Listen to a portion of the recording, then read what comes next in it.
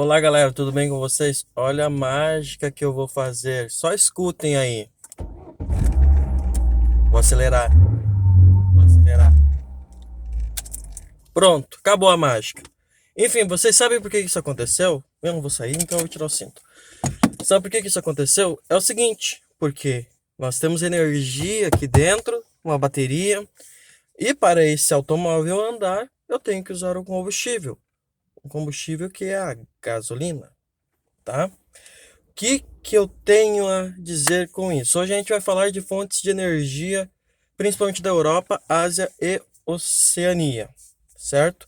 O petróleo vai ser a segunda fonte que eu vou comentar. A primeira fonte de energia básica que a gente vai falar é a energia termoelétrica. A energia termoelétrica, basicamente, ela é obtida através da queima do carvão mineral. Muito antigamente, a China já usava o carvão mineral, mas ele ganhou notoriedade a partir realmente da Revolução Industrial, quando, com a utilização do carvão, nós conseguimos então obter energia utilizando máquinas a vapor, onde o calor gerado da queima desse carvão acabava aquecendo uma máquina, onde essa máquina tinha ali uma quantidade de água e o vapor da água que saía movimentava então os motores, certo? O carvão mineral ele é bastante abundante, principalmente no hemisfério norte. Ele é hoje uma das partes mais importantes da matriz energética europeia, tá? Também na Ásia, principalmente na China, que depois nós vamos pular para lá. Mas vamos falar no caso da Europa, vamos dar prosseguimento. O carvão ele é sim bastante utilizado até hoje nas usinas termoelétricas, ali na região central, o próprio Reino Unido em algumas partes, a Alemanha é um destaque bastante. O carvão em si ele ajudou a causar algumas guerras, porque as guerras mundiais eram guerras que tinham como objetivo conquistar territórios e ter carvão para dar continuidade então ali a sua experiência de revolução industrial. Territórios como a Alsácia-Lorena, então, nem se fala. Num tempo era da França, num outro tempo era da Alemanha e assim por diante. O carvão também ele é um grande bem da China. A China se desenvolveu bastante nos últimos anos, muito em virtude do uso do carvão, certo? O carvão é uma das principais fontes da matriz energética chinesa. Só que tem detalhes e problemas aí, né, gente? O carvão, ele é muito poluente, a sua fumaça, a sua fuligem e tudo mais. Tanto é que a China, posteriormente, está tentando modernizar, digamos assim, a sua matriz energética com energias renováveis, principalmente a hidrelétrica, ali com a construção da hidrelétrica das Três Gargantas, hoje a maior hidrelétrica do mundo. Tá? O carvão, junto com o petróleo e o gás, são combustíveis fósseis não renováveis, só para deixar bem claro. Vamos hoje falar do petróleo. Tem petróleo na Europa, como em países como a Noruega, tem petróleo principalmente na Ásia, principalmente na região ali do Oriente Médio, correto? O petróleo, ele é utilizado para obtenção de energia e principalmente para a produção de combustíveis, para o movimento dos carros, da indústria, enfim, se produz muito plástico e ele é a base econômica da maior parte dos países do Oriente Médio. Isso traz riqueza para países como os Emirados Árabes Unidos, o Catar, o Bahrein, guerras diversas entre as nações, invasões dos povos ocidentais, como Estados Unidos, invadiu o Iraque. Enfim, é uma disputa de poder. Alguns países são realmente ricos nisso e souberam utilizar do dinheiro, outros não, outros foram alvos de conflitos e disputas por essa riqueza. Mas toda aquela luxúria toda lá tem gente realmente que trabalha e que tem uma condição de vida mais precária. Então não vamos uh, passar a mão em cima disso aí. O petróleo fez com que na região tivesse a OPEP, a Organização Mundial dos Exportadores de Petróleo, inclusive motivando ali logo depois, tendo no meio uma crise do petróleo no século XX. Venezuela e Equador também fazem parte dessa organização, certo? O petróleo também é importante para o mundo todo, então se usa a energia do petróleo na Oceania, Europa, Ásia e nos demais continentes, certo? Vamos falar de um outro de um outro malandrinho aí, que é o gás natural. A gente utiliza o gás aqui no Brasil, principalmente nas casas, é o gás de cozinha que a gente conhece. A maior parte desse gás que o Brasil usa vem da Bolívia. O gás ele está junto geralmente com o petróleo. E os dois países que mais têm gás são países como a Rússia e o Irã. No caso do Irã, o Irã é o maior detentor de reservas, mas ele não é o maior produtor. Por quê? Porque ele tem problemas relacionados com os países potências ali na Europa, como Reino Unido, França, e tem problemas principalmente com os Estados Unidos. O que faz com que o país não tenha tanta rentabilidade, no caso, desculpa, sobre esse recurso. Tá? Porque o que mais se teme é que o Irã utilize desses recursos provenientes da exploração do gás para dar sucesso e prosseguimento ao seu programa nuclear, coisa que rapidamente já apareceu na televisão, de vez em quando aparece os Estados Unidos reclamando. No início do ano mesmo, tem uma treta ali entre Estados Unidos e Irã, todo mundo achando que ia dar Terceira Guerra Mundial, mas enfim, né? 2020 seguiu e os outros problemas do ano apareceram, certo? O outro país que detém grandes quantidades naquela região ali é a Rússia. A Rússia ela exporta muito gás para a Europa. E isso dá um problema, que foi o qual?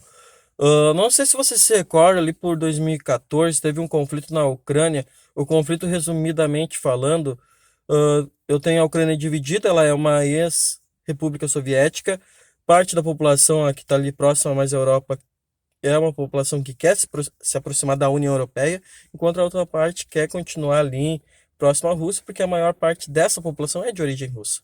Então, o presidente, na situação, se elegeu prometendo aproximar o povo, o país, Ucrânia, da União Europeia, coisa que ele não cumpriu ao afirmar alguns acordos com a Rússia. Enfim, deu um conflito ali civil, muitos morreram, o presidente se refugiou na Rússia, a Ucrânia conseguiu acordos com a União Europeia e a Rússia anexou a Crimeia. Desde então, nós temos essa questão ainda não resolvida, os países não reconhecem essa anexação. Por que a Rússia está metida? Porque a Rússia exporta o gás para a União Europeia e a Europa no geral. O gás ele é muito útil na calefação das casas, já que a Europa tem um inverno muito intenso, frio, com muita neve. Então, a Rússia garante o aquecimento dessas casas. Ok? Próxima energia que a gente vai falar é a energia termonuclear, certo? Ela, assim, falando resumidamente, ela é uma energia perigosa? É. Por que ela é perigosa? Por causa do rejeito que sobra, os rejeitos radioativos. O que se utiliza basicamente? O urânio, bastante abundante em muitos países europeus, e o lítio, que a gente utiliza bastante em padarias, baterias, né? Baterias de aparelhos eletrônicos, até mesmo o nosso celular tem ali um lítio na bateria. O que acontece? Tá? Quando se fala em energia nuclear, a gente tem aquela visão de bomba nuclear. Então a energia, quando ela é usada de forma errada, realmente ela vai dar problemas. Agora, de forma correta, ela é uma excelente energia no que se tange a custo-benefício. Num pequeno espaço ali, a gente pode produzir uma grande quantidade de energia nuclear, certo? Outras situações que temos com a energia nuclear são os problemas de acidentes, como o acidente de Chernobyl, certo? Países como a França, a Alemanha, Rússia, Cazaquistão, tem bastante urânio, utilizam dessa energia termonuclear, isso aí mesmo, esse que eu falei para vocês, certo? Vamos destacar aí um país que ele é super desenvolvido, mas ele tem pouca oferta de recursos, tá? Ele é muito dependente na questão energética dos outros países, que é o Japão. Ele usa basicamente energia proveniente do carvão, certo? A gente já falou dos combustíveis fósseis e da energia ligada ao quê? A energia nuclear. Vamos agora a uma energia que é a mais abundante no nosso país, Brasil, que é a energia hidrelétrica. Essa energia hidrelétrica, ela não é muito utilizada na Europa, Oceania e a questão ali da Ásia, porque boa parte desses rios aí que nós temos por lá, eles não são habilitados para fazer isso. Eu tenho que construir usina hidrelétrica no Rio de Planalto, e muitos rios não têm a força devido ao relevo para movimentar turbinas de uma usina. Então, o grande destaque vai para a China com a usina das Três Gargantas. A Rússia tem muito rio? Tem, mas esses rios, a maioria, passam boa parte do ano congelado, então não tem o porquê construir isso.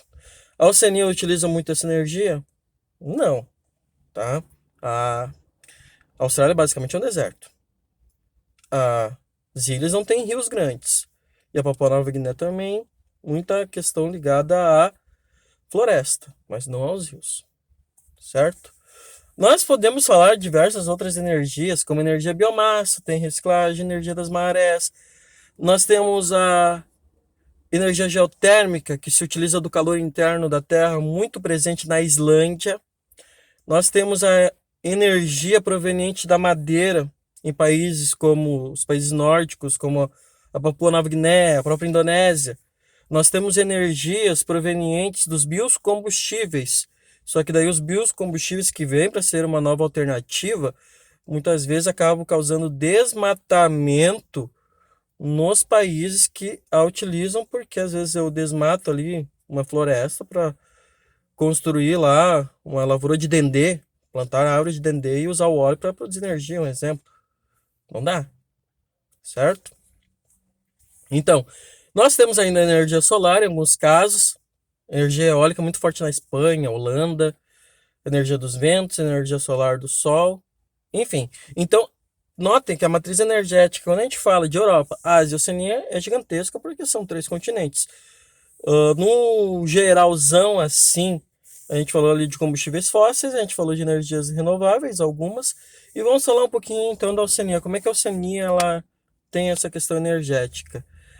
Ela tem energia termoelétrica, basicamente, é a que ela usa, sim, para gerar o seu calor, o ganha-pão, porque sem energia hoje o mundo não se movimenta, tá? Europa, vários exemplos. Ásia sempre vai valer aquela máxima de acordo com a região, de acordo com a riqueza do lugar, tá? Mais adiante a gente fala dos problemas do uso dessas fontes de energia. A gente fala os impactos ambientais basicamente e acidentes também, como de Chernobyl. Tem um lugar ali na Ásia Central que foi campo de teste nuclear. A gente vai ver isso mais pra frente. Forte abraço, tamo junto e segue nós aí.